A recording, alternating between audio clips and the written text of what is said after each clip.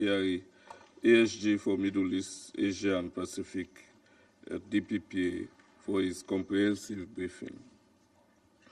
Sierra Leone condemns the reported latest weapons test by the Democratic People's Republic of Korea of a new hypersonic intermediate-range missile designed to strike remote targets in the Pacific, which to all intents and purposes is a bid to further expand their collection of nuclear-capable weapons to threaten regional and international security and stability.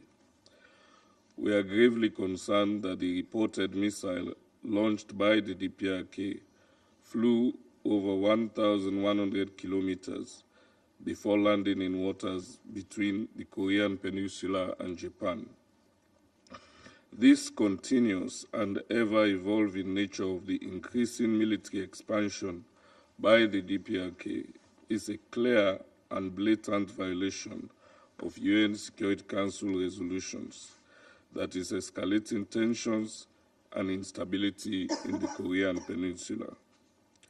We reiterate our call for the DPRK to respect and fully comply with its obligations under the numerous Council resolutions that prohibits its continuous and increasingly alarming nuclear and ballistic weapons program. We also reiterate our call for the strong and effective implementation of all relevant Security Council resolutions that outlines the sanctions obligations to deter further escalation and advancement of the DPRK's nuclear weapons program. These resolutions are decisions of the Council adopted to deter the DPRK's nuclear proliferation program, and the blatant violations undermine the authority of this organization. Mr. President, Sierra Leone reiterates its call for increased diplomatic efforts to denuclearize the Korean Peninsula and urge the DPRK to return to the negotiations to end its nuclear programs in an unconditional and irreversible manner. We therefore call on the DPRK to engage bilaterally and multilaterally to unequivocally commit to transparent, complete, verifiable, irreversible, and non-discriminatory nuclear disarmament. We reaffirm our unwavering commitment to the principles of disarmament, non-proliferation, and international peace and security, and call for concerted and concrete efforts to combat the DPRK's proliferation actions, which, if not addressed comprehensively, might lead to unimaginable consequences of nuclear proportions. I thank you.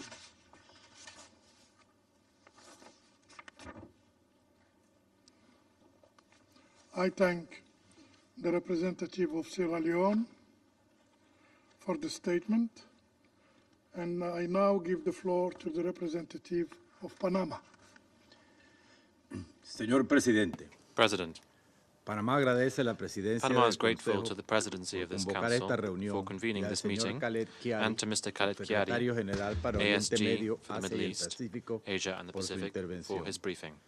La República de The Panamá Republic of Panama reafirma su reiterates its compromiso con el commitment derecho to international internacional law y los principios and the establecidos principles en la Carta de enshrined in the Naciones United Unidas, Nations Charter, así como con el as Tratado de well No as the Treaty on the Proliferación Nuclear, Non-Proliferation of Nuclear cuyo Weapons, objetivo es whose goal prevenir la is to proliferación de prevent armas the proliferation nucleares of nuclear y el weapons, Pacto para el Futuro, and the aprobado por la Pact for the Asamblea Future, General which el was 22 de adopted by the General septiembre Assembly del on the 22nd 2024, of September que last renueva year, el compromiso which renews the global global con la commitment cooperación internacional to para international proteger las necesidades cooperation y to los protect intereses de the las needs and generaciones interests presentes of y present futuras. and future generations. No obstante, vemos However, con profunda we are deeply preocupación concerned cómo to el see mundo how the continúa world enfrentando continues to episodios face cada vez más increasingly frecuentes de frequent episodes conflicto of y conflict beligerancia and en belligerence, abierta which contradicción con openly estos contradict principios these fundamental fundamentales. principles.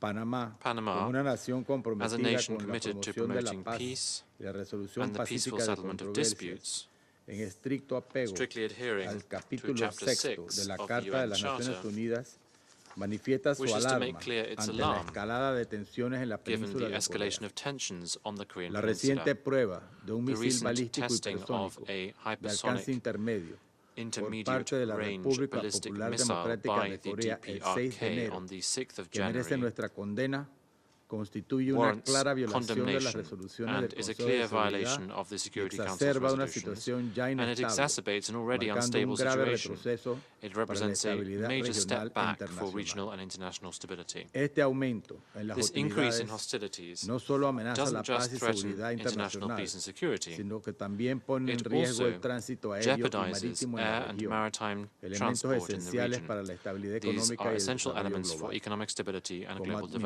administradores de una de las vías As fluviales más administrators of estratégicas one del of the mundo most strategic y con una de las waterways mayores in the flotas de world buques and one of the registradas, largest Panamá fleets desempeña of un registered papel vessels, Panama importante en plays an garantizar la important seguridad role in marítima. guaranteeing maritime Hemos security. asumido la We responsabilidad de have shouldered promover the acciones responsibility of promoting concretas specific para measures asegurar un to tránsito ensure marítimo safe, seguro, trustworthy, confiable and y efficient eficiente, maritime transit, reafirmando nuestro compromiso con reaffirming la our cooperación commitment to internacional international para cooperation to prevenir prevent riesgos y risks fomentar la and to estabilidad foster en las rutas stability in comerciales. commercial routes. La historia nos ha enseñado History has taught que la us falta de that voluntad the para lack frenar of patrones de willingness provocación y to hostilidad ha curb llevado a conflictos devastadores, provocation and con hostility consecuencias has fatales led para to millones de devastating personas, la conflicts with destrucción fatal de consequences for infraestructura millions of y la people, proliferación de the destruction crisis of infrastructure humanitarias and the proliferation prolongadas. of prolonged humanitarian Hoy crises. enfrentamos Today un we are panorama facing a geopolítico geopolitical que backdrop refleja that preocupantes reflects paralelismos concerning con esos errores parallels del with pasado. these mistakes of the Panamá hace past. un llamado a este Panama Consejo calls para on que a this través de la acción reflexiva y Council coordinada to, se through ponga fin a estas coordinated dinámicas measures to put an end destructivas to y se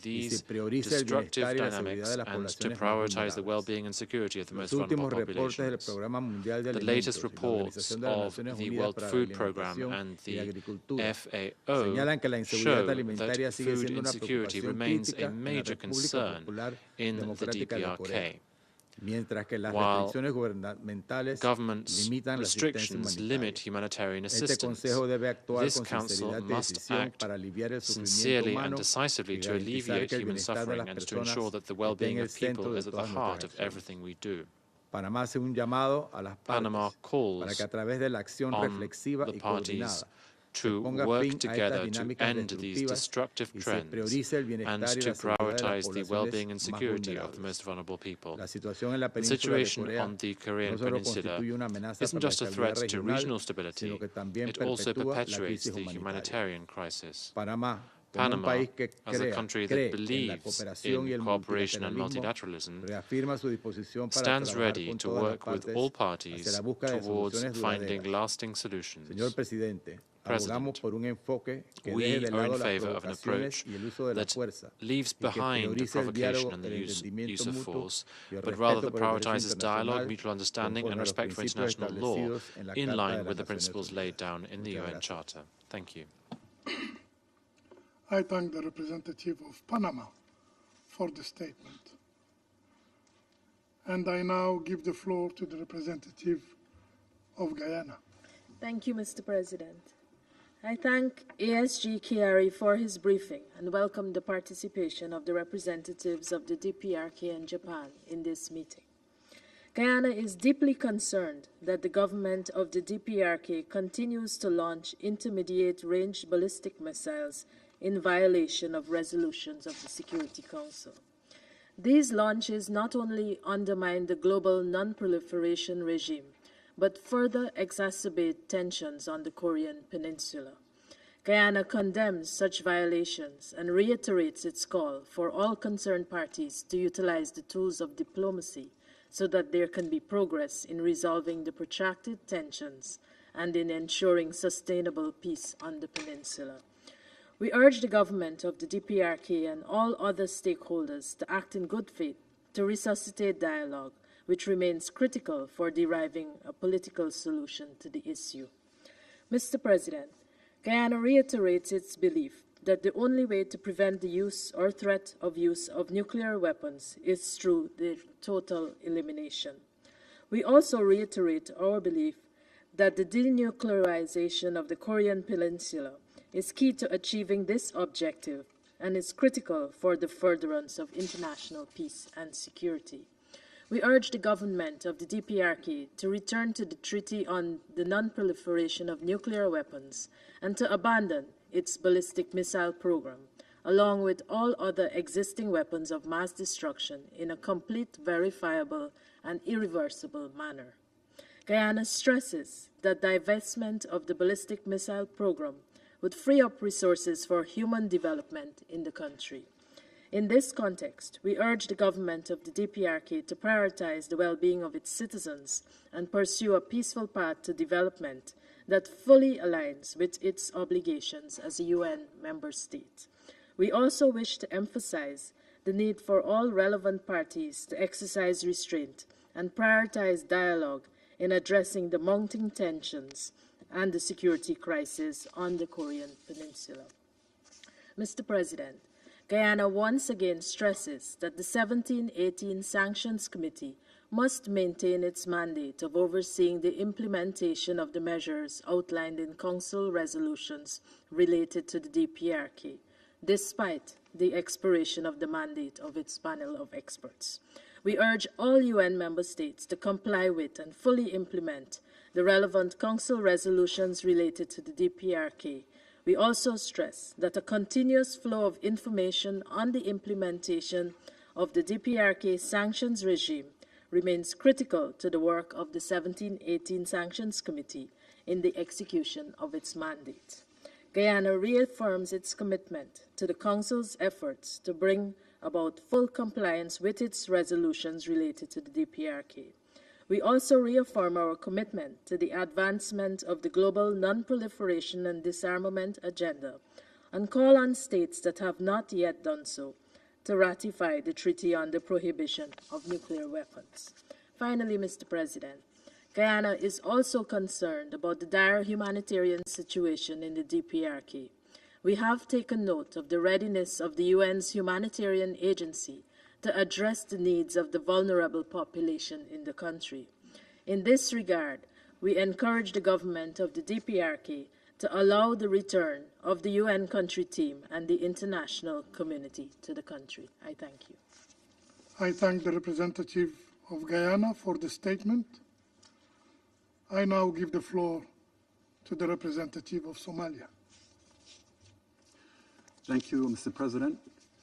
I join others in thanking ASG Kiari for his briefing, and I also acknowledge the presence of the representatives of Democratic People's Republic of Korea and Japan in this meeting.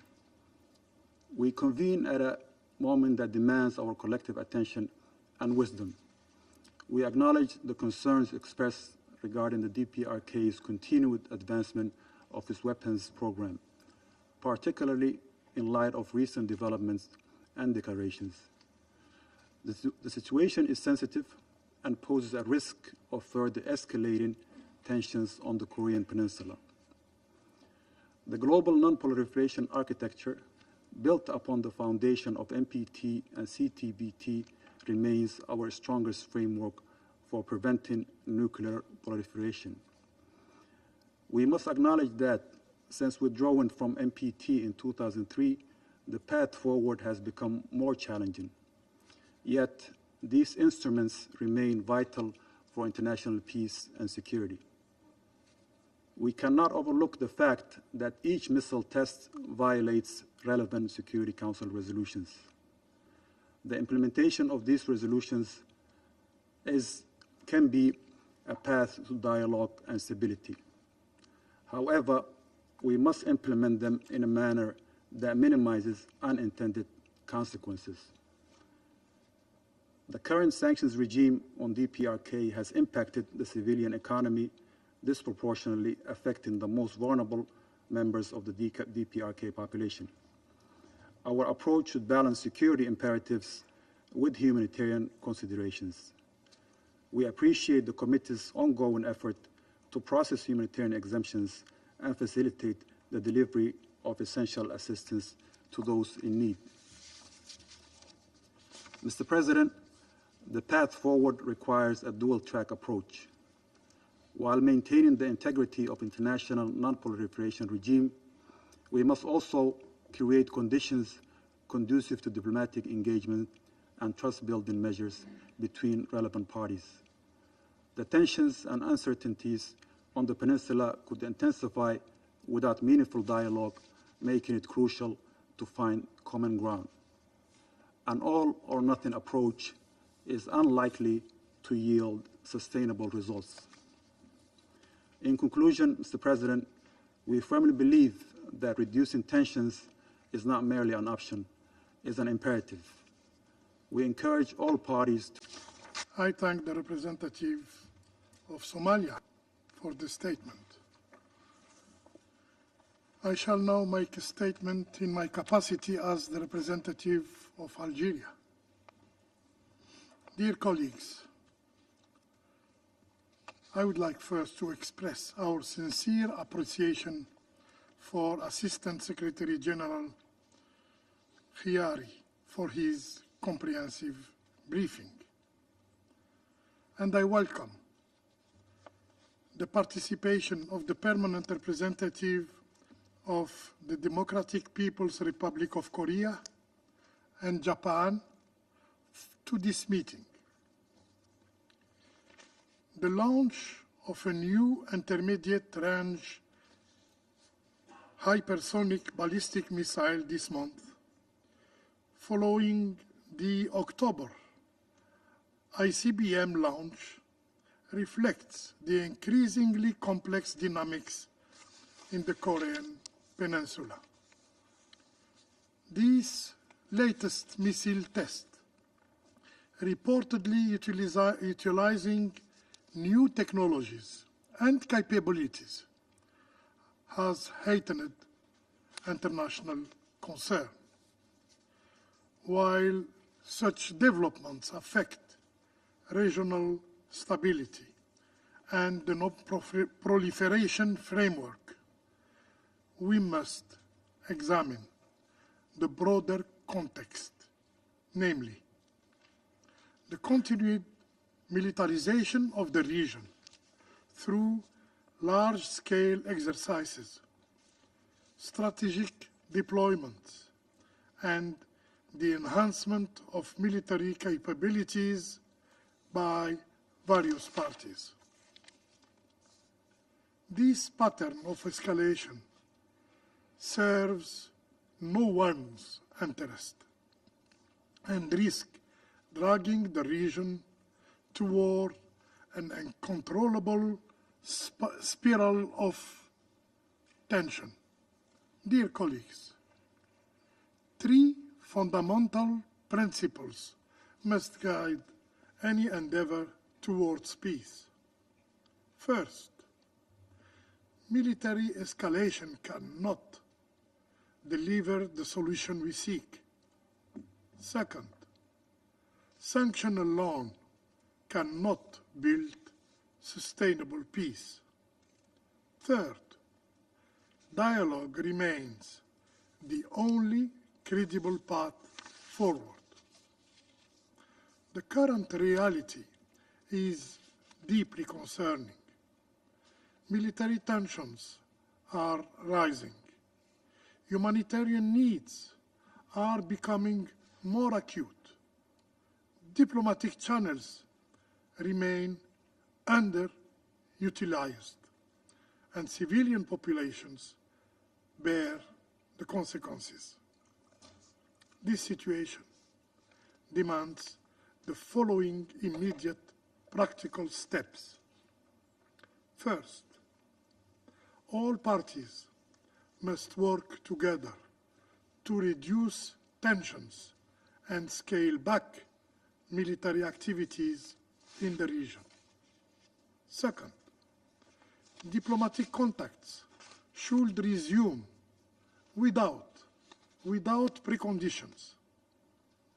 Third, humanitarian channels must be strengthened and protected.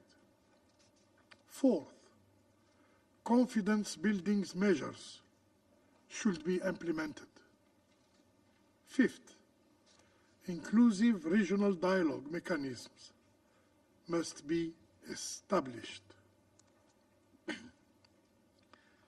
Dear colleagues, we recognize that lasting peace cannot be achieved through punitive measures alone. Our shared objectives remains the complete, the verifiable, and the irreversible denuclearization of the Korean Peninsula. However, this goal must be pursued through peaceful means, with dialogue as the essential tool. We call on all parties to avoid further escalation, to choose dialogue over confrontation, to prioritize diplomacy over demonstration of force, and to place the interests of people above all other consideration. To conclude, the path forward through difficult is clear. It requires the courage to choose dialogue in the face of mounting tensions. Patience when progress seems distant, and commitment when obstacles appear insurmountable. This is the only route to lasting peace. The choice remains ours: either peace through dialogue or continuing escalation. Tension is not inevitable, and peace is not beyond our reach in the Korean Peninsula. I thank you. I now resume my function as President of the Council. The representative of the United States has asked for the floor to make a further statement. I give them the floor. Thank you, Mr. President. There were some false assertions about the United States and the military exercises that we participate in the Korean Peninsula, so I am compelled to respond. Joint military exercises are purely defensive in nature and intended to maintain force readiness and preserve regional security. The United States is committed to the security of the ROK and our alliance's combined defense posture. The United States supports efforts to manage and reduce military tensions on the Korean Peninsula and across the globe through consistent and effective military coordination with our partners and allies, with transparency on the defensive measures we are taking, and also with appropriate risk reduction measures. I thank you, Mr. President. I thank the representative of the United States for the statement.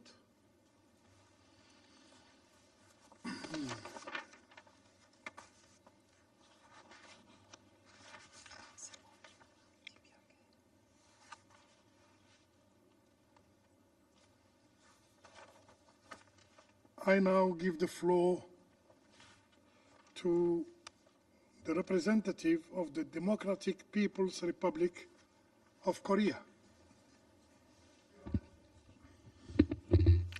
Thank you, Mr. President.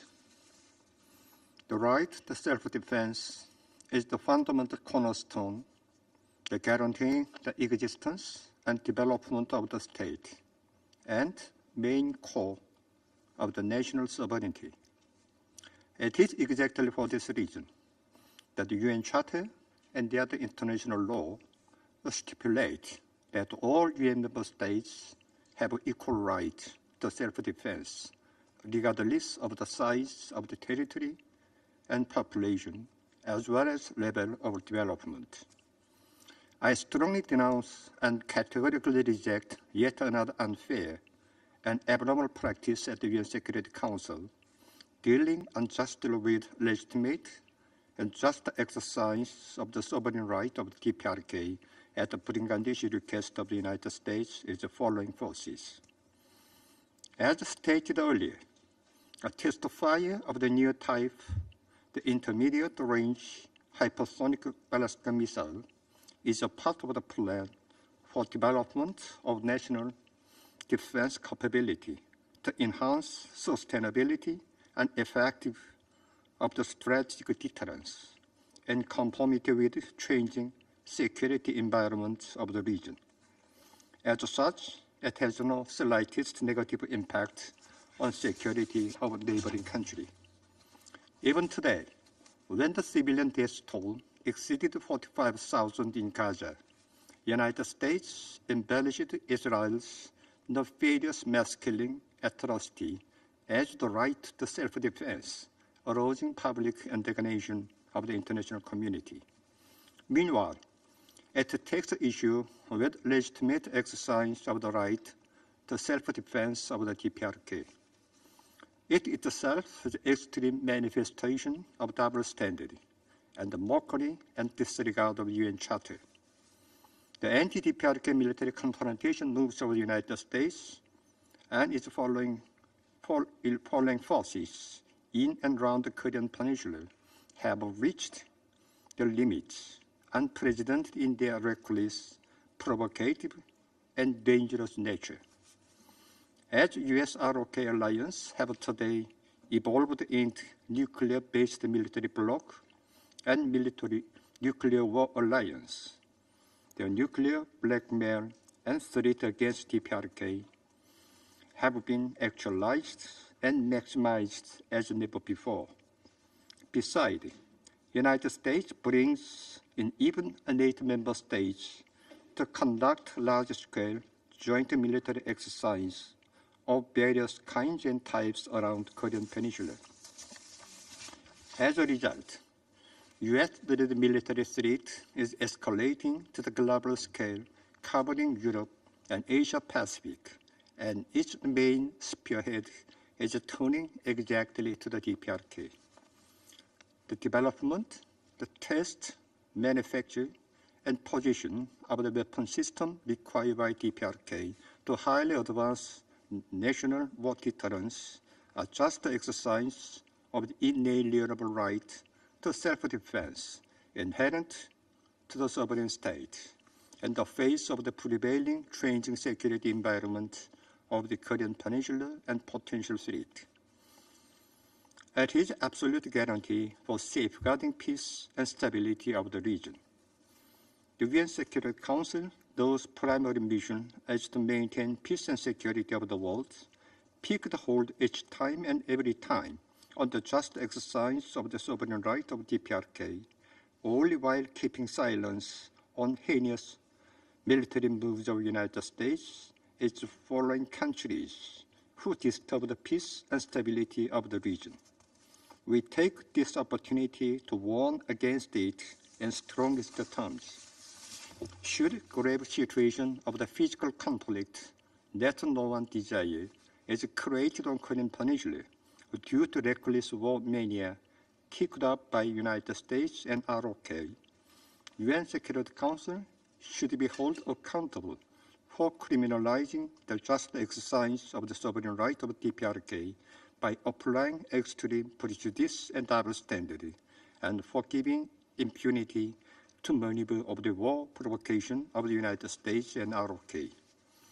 The UN arena, the platform of the impartiality and equality, have instead changed today as a channel of the anti-DPRK confrontation by United States and a handful of the hostile forces.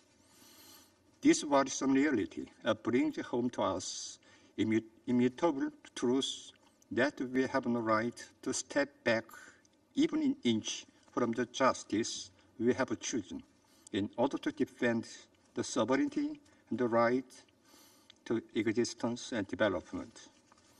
The Comrade Kim Jong-un, President of State Affairs of the DPRK, said the efforts of the possess strong military capability should be natural, self-defense and mandatory right and core state policy which sovereign state should not fail to pursue in both the peaceful and confrontational environment.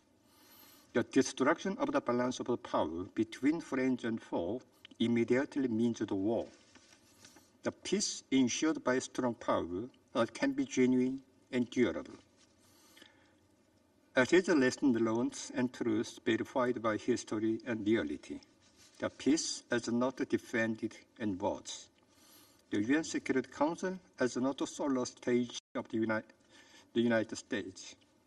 If the United States is following forces that continue to abuse UN Security Council as a tool for realizing their unlawful political goals, the DPRK will safeguard its sovereign rights and interests with more resolute and decisive response.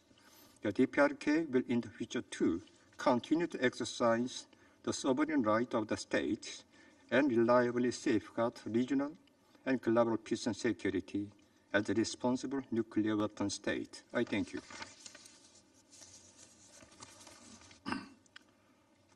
I thank the representative of the Democratic People's Republic of Korea, and now give the floor to the representative of Japan.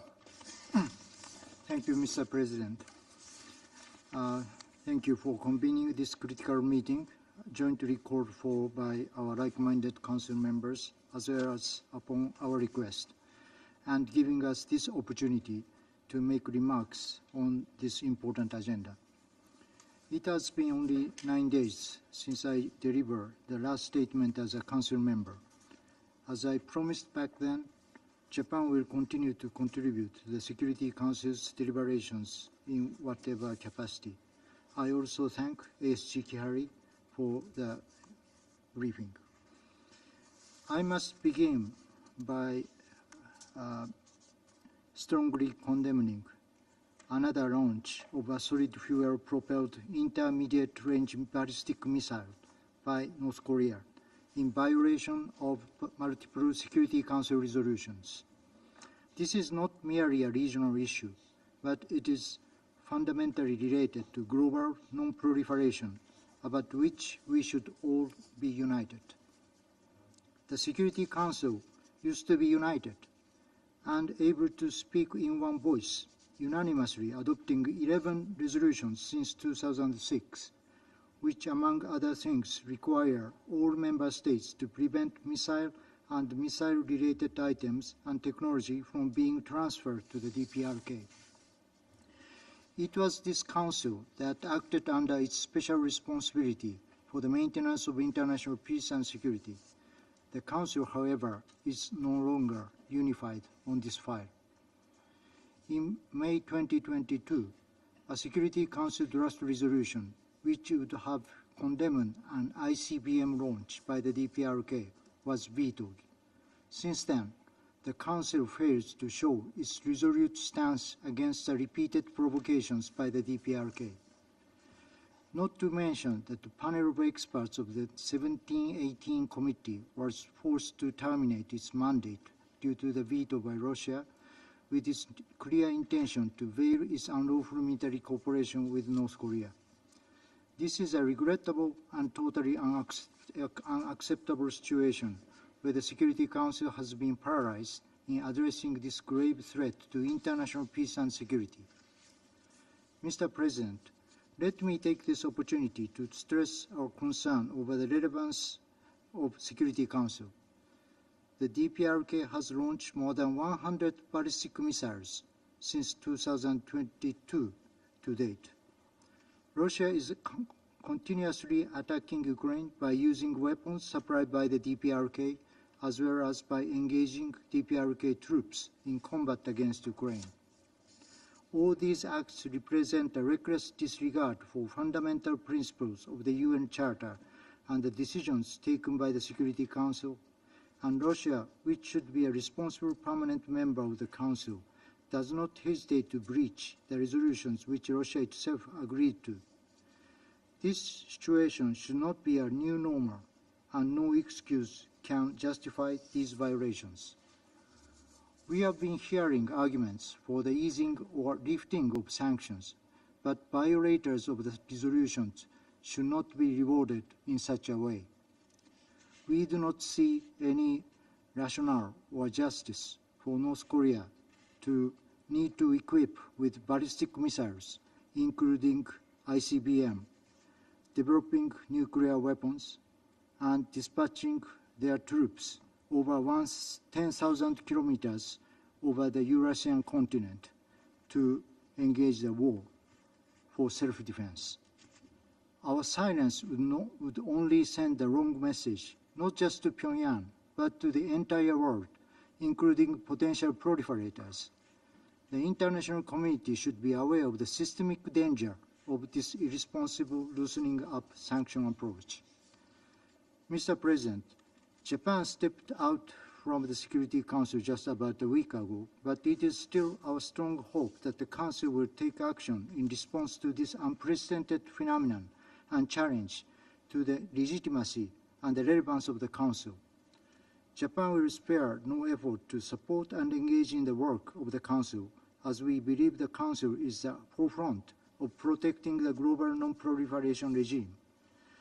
Not a single member state should despair and refrain from raising its voice in the face of this serious challenge to the values and order of the UN system, which marks its 80th commemoration this year. Let me also point out that North Korea has continued to build up its military capability, including nuclear and ballistic missile development, at the sacrifice of the welfare of the people in North Korea. The severe humanitarian situation in North Korea is not deriving from sanctions, but rather from its reckless military expense, reportedly amounting to more than 25% of its GDP. I would like to conclude by once again strongly urging DPRK not to conduct further launches and to immediately and fully comply with all relevant Security Council resolutions, as well as to engage in diplomacy and accept the repeated offers of dialogue. I thank you, Mr. President.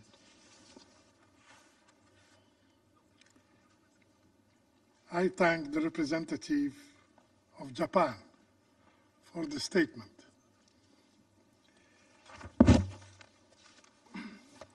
There are